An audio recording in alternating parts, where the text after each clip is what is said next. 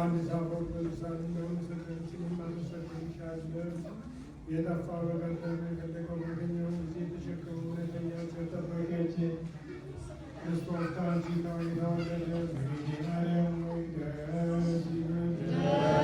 እግዚአብሔር በደል የጣላት የማኅፀኗ የሚጎዳና ሰራዊቶች የተቆረጠላት እመቤቴ ማርያም ሆይ ደስ ይበልሽ። እግዚአብሔር ለመላእክት ሆኖ መጥቶ በማኅፀንሽ ያደረ እመቤቴ ማርያም ሆይ ደስ ይበልሽ። በቅዱሳን ነቢያት በቅዱሳን መላእክት ወይም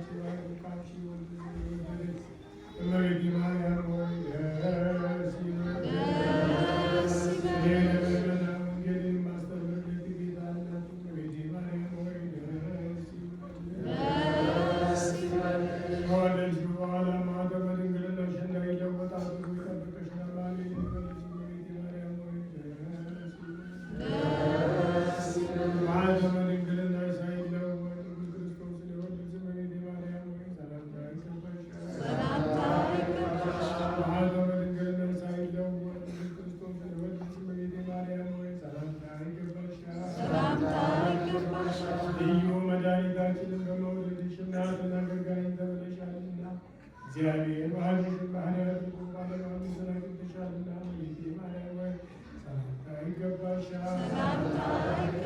እኛ ከሚወደው እሱ ከሚወደን ልጅሽ ኃጢአታችንን ያስተሰርይልን ዘንድ ለምኝልን። ልመና ክብሯ በእውነት ለዘላለም ይደርብንና አምላክን የወለደ በድንጋሌ ሥጋ በድንጋሌ ንጽሕና ክብርት እመቤታችን ያደረገችው ተአምር ይህ ነው። አምላክን የወለደ በድንጋሌ ሥጋ በድንጋሌ የጸናች የክብርት እመቤታችን የጽንሷ ወራት በተፈጸመ ጊዜ በንጉሡ በአውግስጦስ ቄሳር ሰው ሁሉ ይቆጠር ዘንድ ትእዛዝ ወጣ። ዮሴፍም ናዝሬት ከሚባል ሀገር አምላክን ከወለደች በድንጋሌ ሥጋ በድንጋሌ ከጸናች ከክብርት እመቤታችን ጋር ጸንሳ ሳለች ይቆጠር ዘንድ ወጣ። ከዚያም ሳሉ የምትወልድበት ቀን ደረሰ። ያን ጊዜ በታኅሳስ 29 ቀን ሰንበት በተባለች እሑድ ማታ የውርጭ ወራት ነበር።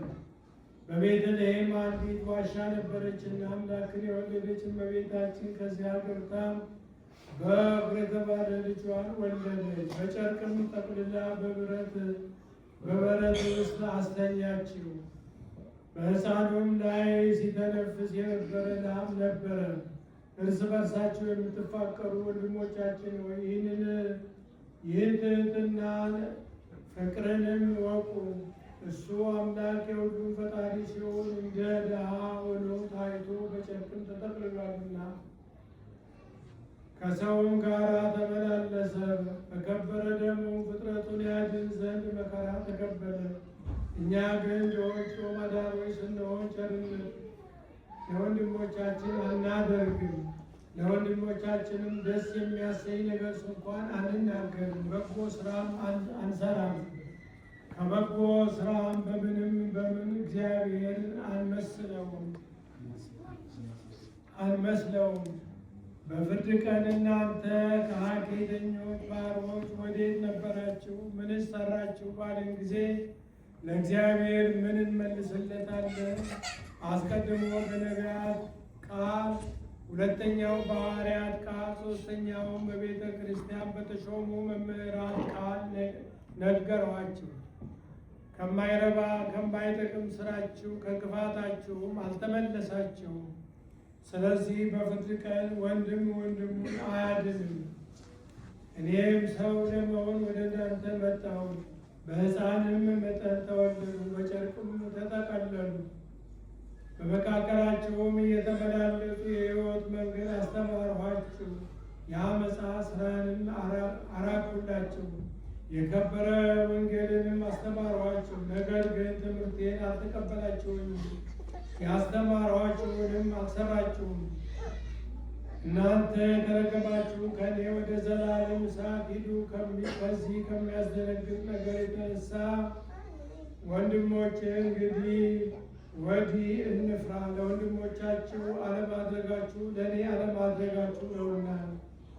አሁንም እርስ በርሳችሁ የምትፋቀሩ ወንድሞቻችን ጌታችን እንዳዘዘን ለሰውም ሁሉ በበጎ ስራ እንስራ። ለድሆችም ወንድሞቻችን እንስራላቸው። እኛን የበደለ ወንድማችንንም ይቅር እንበለው። ከእናንተም ወገን ሚስት ያለችው ሰው ቢኖር እንደ ዓይን ብሌን ይጠብቃት፣ እግዚአብሔር ያስጠበቀው አደራ ናትና።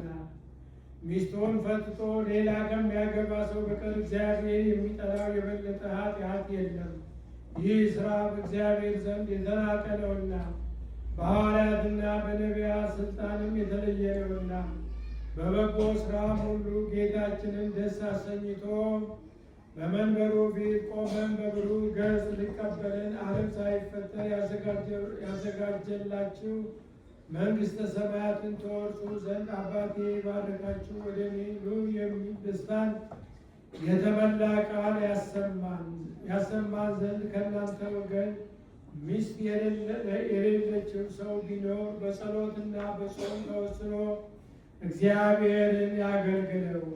እግዚአብሔር ለክርስቲያን ወገኖች ይህን ደስ የሚያሰኘውን ቃል ያሰማል።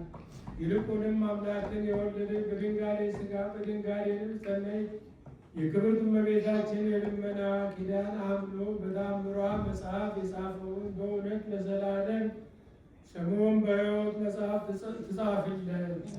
ከእመቤታችን ከቅድስት ድንግል ማርያም ረድኤት በረከት በሁላችን ላይ ይደረግ። በሰላም እንገባለን፣ በሰላም ያስመሸን። ሀገራችን ኢትዮጵያን ይጠብቅን፣ ከክፉ ነገር ሁሉ ይሰውርን። ዋም በፍቅር በሰላም አንድ ያድርግልን። እኛንም እዚህ የተሰበሰብነውን በፍቅር በሰላም አንድ ያድርገን። አቡነ ዘበሰማያት